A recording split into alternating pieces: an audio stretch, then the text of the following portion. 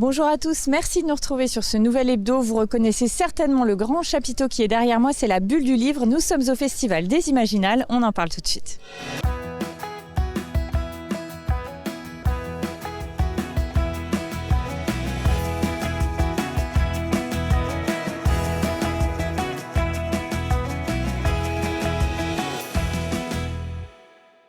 Je suis tout de suite avec Gilles Francescano, bonjour. Bonjour. Alors vous êtes directeur artistique du Festival des Imaginales. Cette année c'est une édition qui a pour thème hors norme, un thème que vous avez choisi, vous pouvez nous en dire un mot ? Eh bien effectivement, donc l'idée c'est de partir sur un thème générateur d'idées et qui puisse un petit peu faire la cohésion entre les tables rondes et les invités. Et à partir de là, donc on a choisi les invités en fonction bien sûr des ouvrages qui ont été publiés, des thèmes abordés, puis un petit peu même de l'historique de la personne elle-même en fait, savoir quels sont ses centres d'intérêt. Alors quand on dit hors norme, on entend surtout des thématiques autour du handicap. Il y a du coup aussi des choses qui ont été faites au niveau du festival pour essayer d'améliorer un peu les conditions justement des visiteurs à mobilité réduite ou touchés par un handicap. Alors bien sûr, effectivement, puisque ça a été le premier challenge, en fait, il y a toute l'équipe municipale qui s'est emparée du thème et ça m'a fait vraiment très plaisir cette année parce que c'est vraiment un thème qui a fait bouger les lignes sur la manière d'aborder les différents festivals et les différentes manifestations au sein de la municipalité. Il y a eu une charte de souhait de créer, un travail avec l'APF que je remercie parce qu'ils ont vraiment été un grand soutien pour nous éclairer sur les possibilités. Et puis un travail aussi sur le public de personnes faisant l'expérience de personnes empêchées, comme on dit, puisqu'on a travaillé par exemple avec la maison d'arrêt aussi. Et il me semble qu'il va y avoir des tables rondes en langue des signes, ce genre de choses. Il y a des tables rondes effectivement traduites en langue des signes. Et ça, bien sûr que c'est une offre, disons, que l'on commence. Et même si c'est quelque chose qu'on aurait certainement dû commencer il y a 30 ans déjà. Mais bon, vaut mieux tard que jamais. Oui, c'est ça, chaque chose en son temps. En tout cas, voilà, c'est déjà une bonne initiative. Je voulais parler de l'affiche qui est elle aussi hors norme en un sens. L'affiche hors norme, hein, effectivement, elle a été très intéressante de voir la réaction avec ce célèbre chihuahua maintenant qui arpente géant, chihuahua géant qui arpente les rues d'Épinal. Donc cette année, environ 200 auteurs, illustrateurs, c'est ça, sous la bulle du livre, une bulle qui est agrandie. Hein. Une bulle effectivement qui est agrandie parce que forcément le festival grossissant je dirais chaque année, depuis maintenant sa 24e année. Et on s'est retrouvé effectivement les dernières années victimes du succès. Et on a vraiment très rapidement songé à ces nouveaux déplacements. Et dans la bulle du livre, effectivement, c'était important de pouvoir la rendre la plus confortable possible. Et malgré nos efforts, en fait, on s'aperçoit dès le vendredi après-midi qu'elle est de nouveau au comble, puisqu'effectivement, elle a été agrandie, le parc a été modifié, enfin, tout l'emplacement du festival a été modifié pour que l'expérience soit meilleure. Et on a encore à améliorer les choses. Parce que je précise, il y a une étude qui a été menée l'année dernière pour avoir une idée de la fréquentation. Hein. On a vu que c'est 35 000 visiteurs et visiblement cette année peut-être encore plus alors. Ah oui, c'est 35 000 visiteurs effectivement sur le parc du Cours. Alors là, je ne parle même pas de ce qui se passe en ville, bien entendu, mais cette année bien plus, oui, effectivement. Comme dès le vendredi, en fait, les libraires m'ont dit qu'ils étaient à plus 30% de fréquentation et de vente habituelle. Et alors que l'année passée, c'était la meilleure année de toute l'histoire du festival. Vous parlez de ce qui se passe en ville parce que je précise que ce festival, c'est quelque chose qui ne s'arrête pas aux portes du parc du Cours. En fait, il y a plein de choses qui se passent dans la ville et vous travaillez d'ailleurs beaucoup avec les autres acteurs culturels de la ville d'Épinal. On a par exemple un spectacle Seine-Vosges qui était lié aux Imaginales.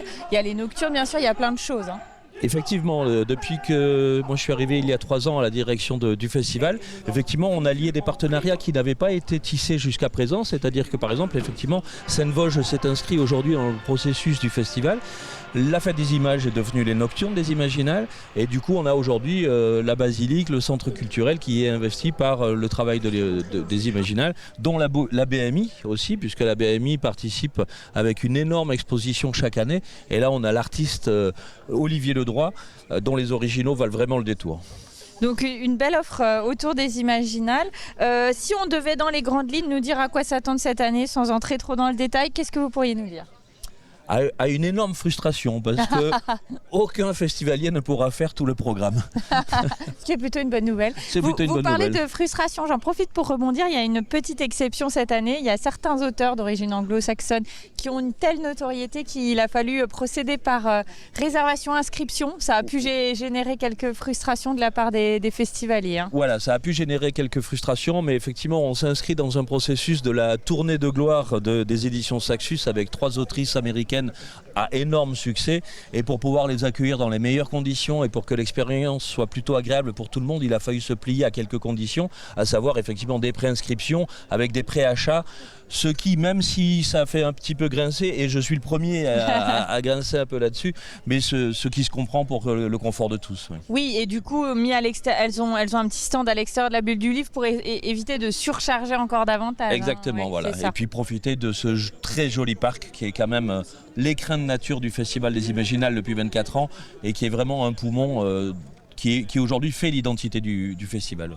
Je termine avec les fameux prix qui font aussi l'identité du festival. Tout un tas de prix littéraires décernés par différents publics, les élèves, les bibliothécaires. Oui, la journée du jeudi, elle est souvent consacrée en fait à ce qu'on appelle les écoliers et les étudiants, maintenant, enfin les futurs étudiants aussi, puisqu'on va augmenter le nombre de prix scolaires. Et en fait, le Festival des Imaginales est le seul festival en France ayant fait ce travail de fond avec toutes les écoles. Il y a plus de 200 écoles et lycées qui participent aux différents prix. Et en fait, tous les jeunes lisent les livres, font leur propre sélection, rencontrent les auteurs ensuite sur la journée de jeudi où il y a des rencontres spécifiques avec eux et bien entendu repartent avec des tonnes de livres. Très bien, merci Gilles d'avoir répondu à nos questions. Merci. On regarde tout de suite un reportage sur les nocturnes justement pour se mettre un petit peu dans l'ambiance et on se retrouve juste après.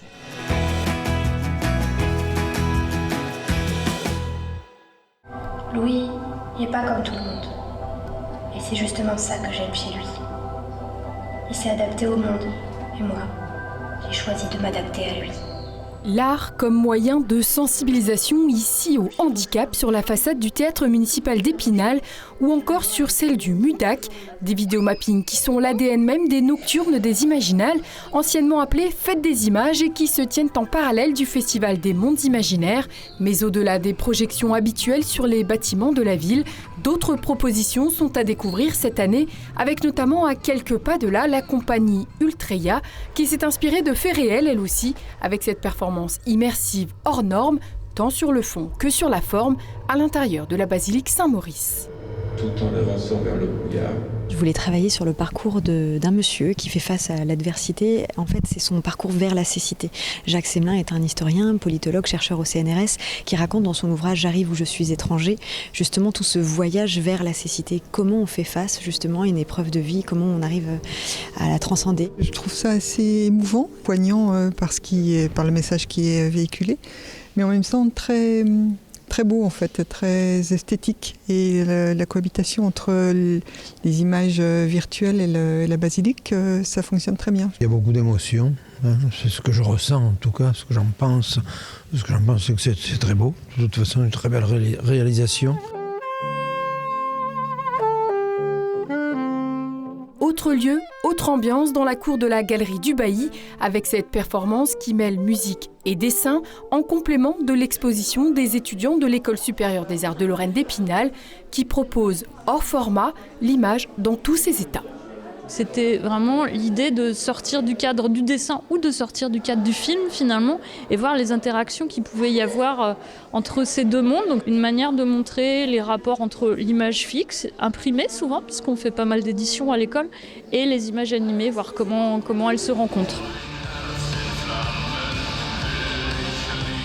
Cette 10e édition des Nocturnes des Imaginales proposera encore ces vendredis et samedis soirs des concerts en live, diffusion de courts-métrages et bien sûr ces incontournables vidéomappings. Une proposition hors norme à tout point de vue. On se retrouve au Parc du Cours des Imaginales. Je suis cette fois avec Plume Desserve. Bonjour. Bonjour. Alors vous êtes l'autrice coup de cœur de l'année. Et pour le coup, c'est quelque chose que vous n'aviez pas vu venir. C'était une belle surprise pour vous. Non, pas du tout. Parce que déjà, je pensais que ne serait-ce que pour être invité, il fallait avoir une actualité dans l'année. Et c'est pas mon cas. Ouais. Et du coup, en fait, je m'attendais à peine à être invitée et j'ai reçu l'invitation le jour de mon anniversaire, ce qui était assez incroyable et le hasard qui fait bien les choses. C'est un beau cadeau d'anniversaire en tout cas. Alors vous êtes ici pour présenter votre livre Nous sommes la poussière, qui pour le coup colle bien au thème de l'année parce qu'il tourne autour de la différence et du handicap, c'est ça ? C'est ça. Ouais. C'est un livre qui est très ancré dans la réalité contemporaine, mais qui met en scène un handicap qui est lui inventé de personnes qui attirent des poussières magnétiques autour d'elles. Et voilà, du coup c'est un peu la rencontre entre l'imaginaire et le contemporain. Oui, c'est ça. L'idée, c'est de passer par le prisme des mondes imaginaires et fantastiques pour parler de sujets finalement très, très ancrés dans notre réalité et des sujets qui vous touchent particulièrement.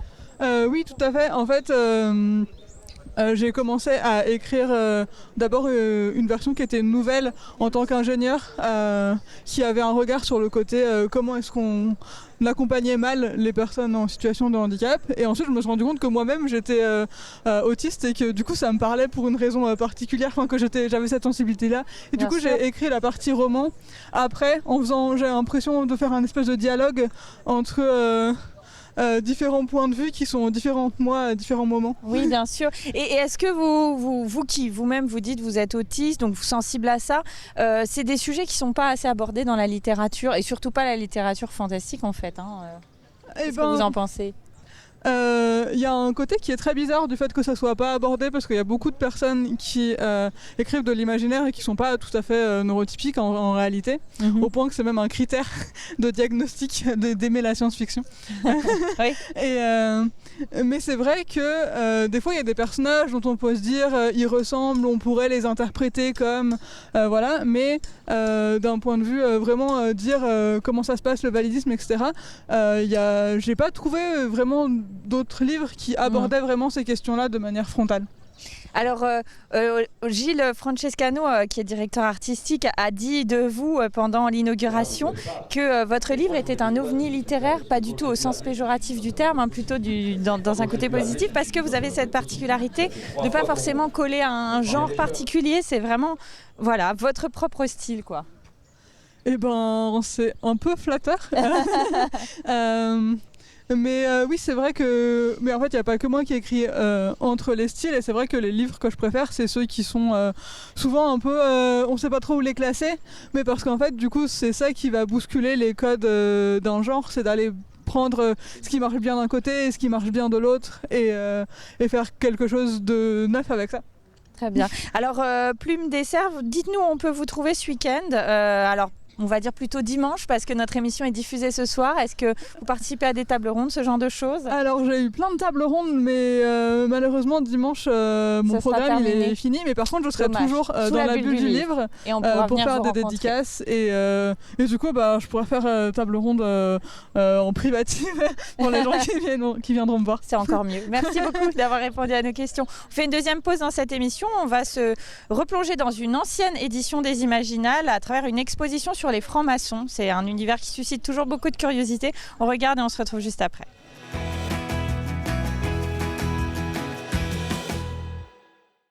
Histoire et imaginaire se rencontrent le temps d'une exposition à découvrir au musée d'art ancien et contemporain d'Épinal. Les voyages du franc-maçon invitent les spectateurs à se plonger dans les rites de la franc-maçonnerie sous l'angle du voyage initiatique. Une exposition présentée dans le cadre du festival Les Imaginales qui débute ce jeudi. La difficulté de cette exposition, c'était de pouvoir à la fois travailler sur le thème des Imaginales qui est destin-destination et en même temps de travailler sur le tricentenaire de la naissance de l'ordre maçonnique, de la naissance officielle en Angleterre. Pour le volet historique, on a travaillé sur des archives qui concernent les loges vosgiennes uniquement et pour le côté imaginaire, on a travaillé sur les voyages du compagnon. Entre tabliers, tapis ou livres anciens, autant d'œuvres prêtées notamment par le musée de la franc-maçonnerie, la Société d'émulation des Vosges ou les Imaginales maçonniques et ésotériques. Un choix pour le festival d'élargir ses horizons.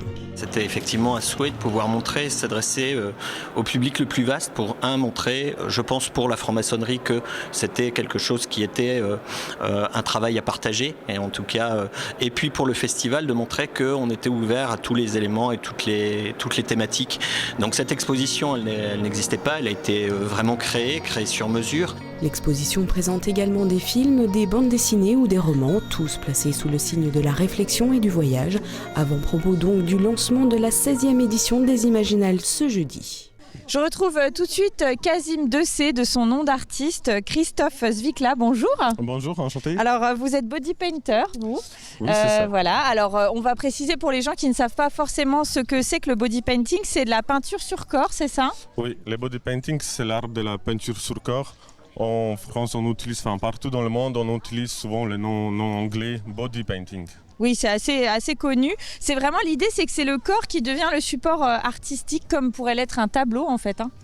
Oui, c'est très intéressant parce que du coup, on peut utiliser le corps comme une pièce ajoutée en fait. On essaie de mettre en valeur le corps et puis le corps lui-même aussi il met en valeur la peinture qu'on va faire.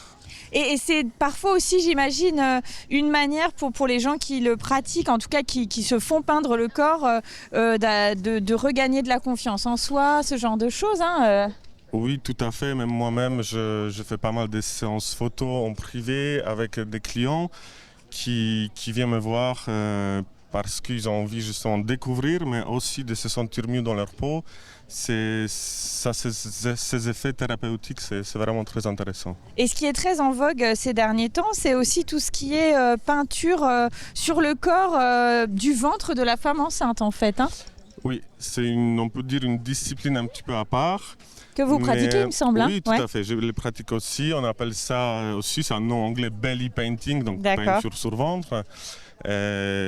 Pour les femmes enceintes, comme un souvenir, après, chaque personne peut choisir son thème et en général ça se termine par une séance photo. Donc on dit de la peinture mais c'est en fait du maquillage, c'est vraiment spécialement dédié au corps avec des produits qui ne sont pas nocifs, etc. Oui, tout à fait. Nous on l'appelle quand même des peintures, même si c'est vrai que ça approche plus du domaine du maquillage que de la peinture, mais on appelle ça des peintures pour le corps, qui sont conçus spécialement pour ça. Ce sont des peintures hypoallergéniques sans aucun risque. Alors là, je précise que pendant les Imaginales, il y a toujours les fameuses rencontres Body Painting France. C'est un genre de concours en fait, c'est ça qui rassemble beaucoup d'artistes? Oui, avant tout, c'est un rassemblement, une rencontre où on essaie de regrouper les artistes de toute la France, mais pas que, parce qu'on a quelques étrangers. Vous êtes combien pour qu'on se rende compte là? Chaque année maintenant on est autour de 35 artistes chaque jour. Cette année le défi c'est créer un effet de masse. On va transformer tous les modèles dans l'univers de l'Avatar, inspiré du film Avatar. Et demain le thème c'est mon idole, mon super-héros, et c'est là où on va rejoindre un petit peu le thème des Imaginales de cette année. Donc on va pouvoir découvrir ça demain, parce que l'hebdo est diffusé ce soir, donc le dimanche on peut encore découvrir le body painting. À quelle heure on a rendez-vous? Alors à partir de 13h, le village du body painting il sera ouvert pour voir les artistes travailler en direct. Ensuite, à partir de 16h, les modèles vont commencer à déambuler dans le parc et il y a un défilé dans le Magic Mirror perdu à 18h. Très bien, merci Kazim d'avoir répondu à nos questions. On regarde les infos de la semaine.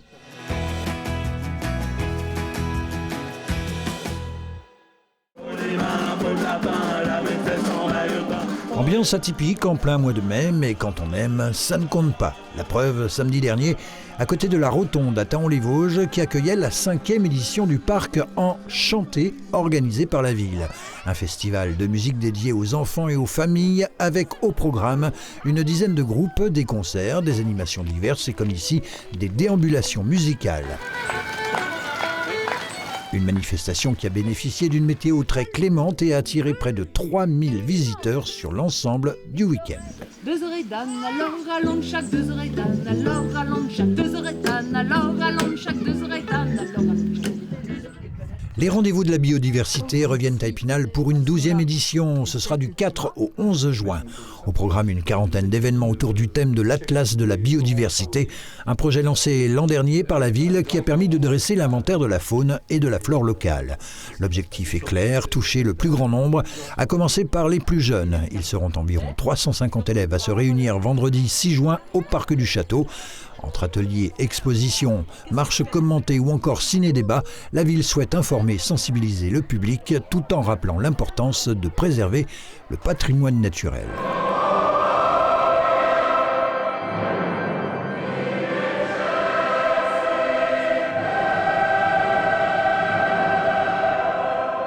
Près de 120 choristes, 4 solistes professionnels et un répertoire de choix avec la messe du couronnement de Franz Liszt.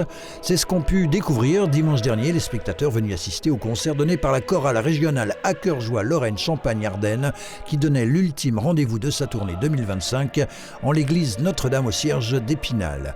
La chorale se produit tous les 3 ans à travers la région et était cette année dirigée par Guillaume Feucher à la tête des chœurs de l'Opéra national de Lorraine. La première partie était quant à elle assurée par le chœur spinalien Polisson.